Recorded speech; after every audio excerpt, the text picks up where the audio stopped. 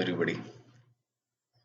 Um, I just want to help you understand what is Pratyarpana and what are we standing for, right? So I'll just share my screen and then let's look at what are we standing for, what is the um, reason for Pratyarpana, what are we going to do about it, what are we doing in multiple areas, etc.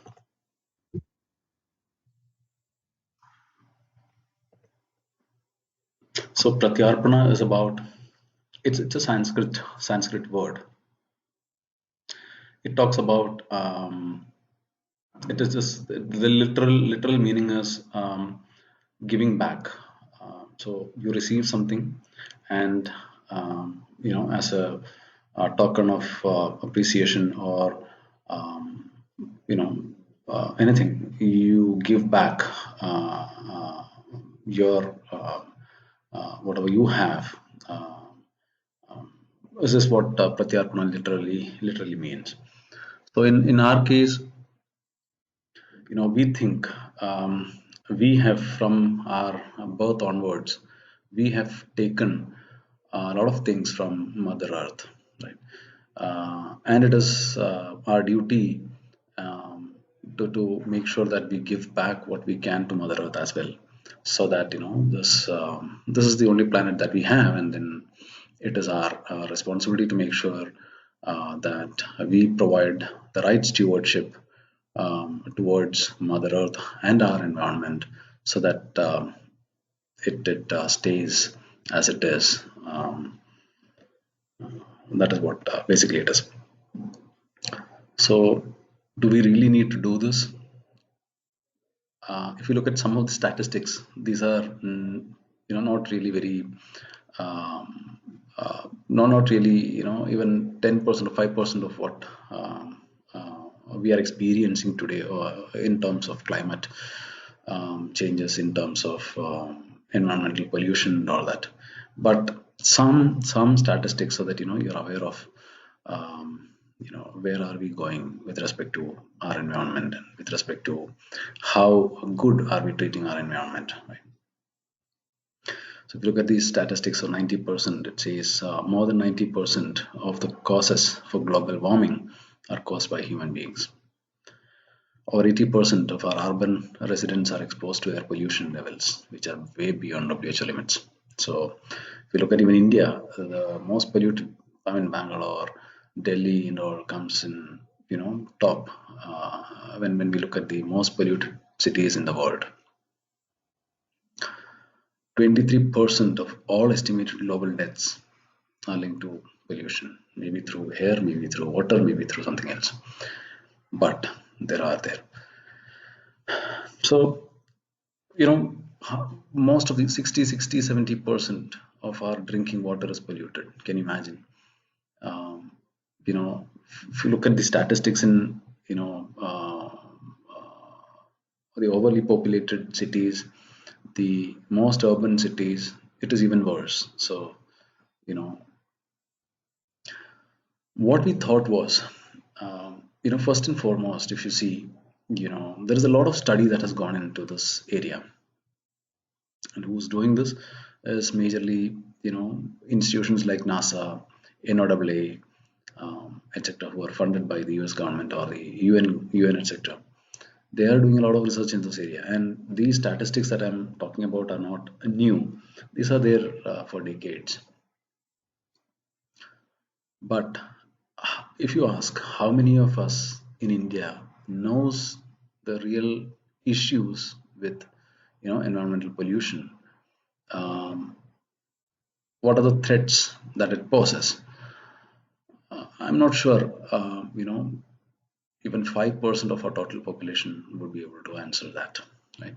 So, in one side, there's a lot of studies. There are lots of studies that are going on. On the other side, and there's a lot of dollar amount that has been spent also in this area. There are enough brains to really go and understand these issues well in detail as well. But unless we tell people that these are the problems. This is where we are heading. These are the causes. Without knowing that, without even knowing there's a problem, nobody will act against it, right? Nobody will lift a finger to resolve it because they don't even know that there is a problem. So educating the rest 95 or 98%, sorry, with what are the problems, what are the causes, etc., of environment pollution, of global warming, nobody would do anything about it because they don't even know. These problems don't even exist for them. So we thought that education part is really important. And in most of the countries, such as US, UK, Europe, and all, there are lots of talks, especially TED talks and all those kind of talks, planned in public, which talks about these issues. At least some people are aware. There is a lot of awareness in these areas. Right. So we have bifurcated this into multiple areas like pollution, which is air pollution, water pollution, soil and land, light and noise, climate issues, which are like climate change that we are seeing, global warming that we are seeing, increased carbon footprint, which is causing the global warming end of the day, and the climate change as an after effect, biological, deforestation, genetical disorders for species. Can you imagine? you know some are not able to even reproduce because of the pollution that the environment it lives in, right? Public health issues, loss of biodiversity that we already have, then natural resources and waste management, many others like urban sprawl or population. Our population is a big thing, okay, though we have bucketed it under others. Our population is a major problem for many of the things which are there on the left hand side, right? So we bifurcated these. Now there are umpteen number of researches going on. There are umpteen number of papers getting published. There are umpteen number of you know blogs that are written. There are too many videos that are available. So first of all, if somebody asks, do we teach these things to our kids, right? How many schools are taking really that kind of an initiative to bring in this awareness, right? And then executing it, and then making sure those kids are growing up as good citizens, right? Responsible citizens, right? So we thought we will have to first and foremost bring in um, this knowledge and build a catalog around this knowledge, right? So that somebody can go and figure out what is where, and there is a proper hierarchy, etc. If you've seen Amazon.com, if you've seen Flipkart, wherein you can go buy stuff, there are umpteen number of products that are listed there, right? Maybe lakhs of products in different areas like kitchen equipments to furniture to watches to apparels to men's clothing to sorry, men's footwear to goggles to anything and everything, cycles and their spares, even a bell of a cycle or a light of a cycle also you can get. Though there is so much of diversity and so much of so many products, how much time would you really take to go and purchase um, light of a cycle versus a spoon in the kitchen? A minute or two, because exactly. So they have these bifurcations at a high level. You click on kitchen, you click on utensil, you click on spoon. Simple as that. You click on sports, you click on bicycle, you click on light. Simple. So it's cataloged very well that you can very quickly figure out what is there. Likewise, there's a lot of information in this world around all these things. We have to first understand, assimilate, catalog it so that this information can be used by somebody very easily. Now, assimilation of this information itself is a big thing. Now, in all these things, you can do a lot of things, right? So if you talk about global warming or increased carbon footprint, what one of the causes for global warming is the amount of CO2 molecules in our atmosphere. So it was around 200 parts per million till 19th century, end of 19th century. It has grown to 400 parts per million as of today, 390 if I'm precise, if I need to be precise. So that is kind of double in 1 century. This 200 parts per million is a stable CO2 molecule count in the atmosphere for the last 800,000 years. So from there, it has jumped so much because of the carbon emission through, our factories, through our, vehicles, many other sources, right? That increases the, temperature, which increases the melting of ice, which increases the um, sea level rise, right? So it's a rippling effect, and it's all chain reaction kind of. So if you want to study that, and if you want to understand how I can reduce carbon footprint so that global warming is reduced, I have to look at ways to, maybe electric cars could be one answer.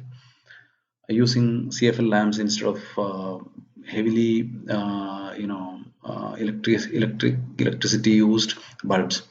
There are stars coming in all the electric equipments now. So take a 5 star rather than a 2 star, right?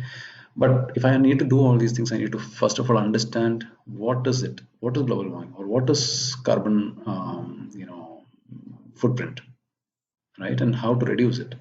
Then I have to plan an action plan to bring in this awareness, right?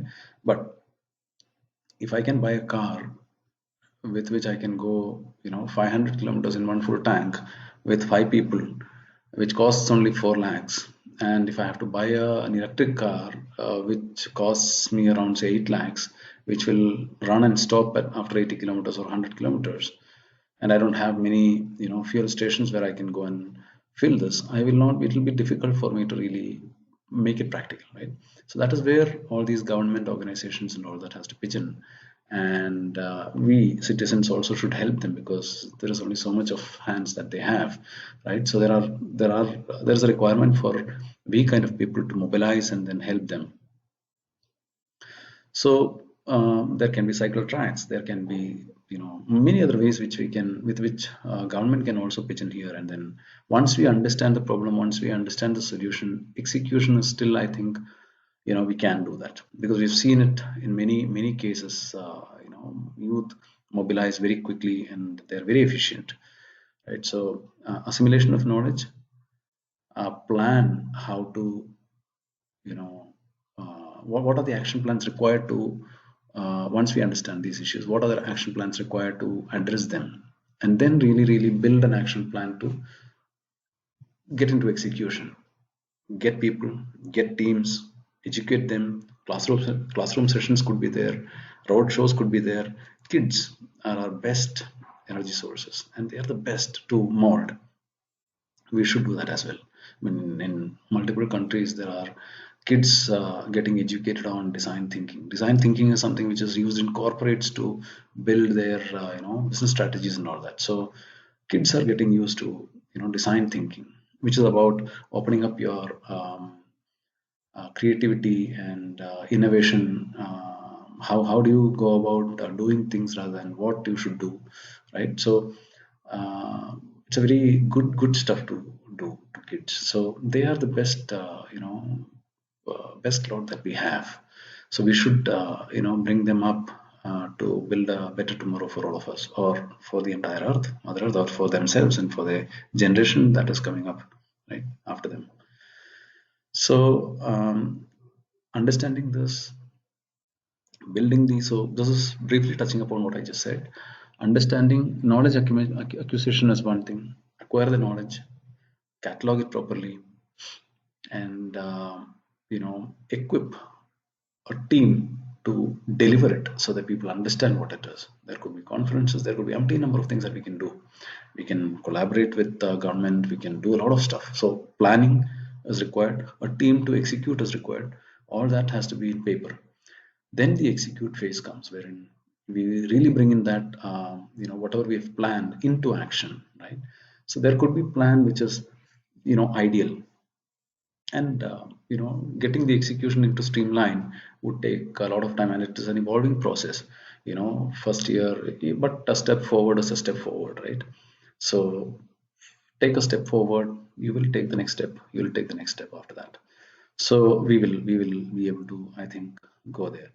So in a nutshell, Pratyarpana is all about, um, assimilating the knowledge that is required to ensure that the environment is protected properly, building a team um, who can impart this knowledge to people through multiple various fashions. It need not be one type of execution. It need not be one type of set of people. It could be kids, it could be youngsters, it could be government officials, it could be combined effort with government or political parties. It could be anything.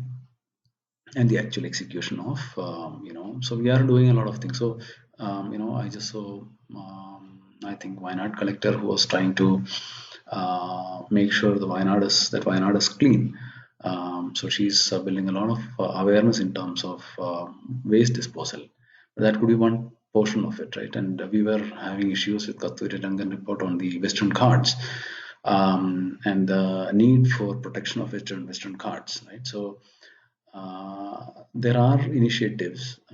If we can, like I said about the cataloging, if we can bring it with a structure,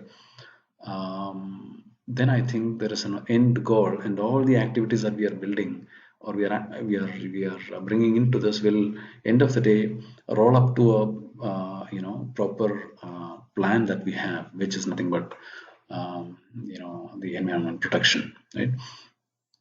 So this is what the plan for Pratyarpana. And if you feel in any way, you can help us. You might be a teacher, you could be a doctor, you could be an environmentalist, you could be someone who has great ideas about bringing up kids in a better way. You could be an ecologist, you could be somebody who's working in the forest department. Anybody, I mean, all of us can really contribute into this cause. And if you think you should be part of it, we would be really, really happy to take your help. And you could definitely be a part of the whole initiative. And we are thinking the more number of people who can who can come and help us, the more better. So thank you once again for listening. If you're keen, please contact us on 934258036.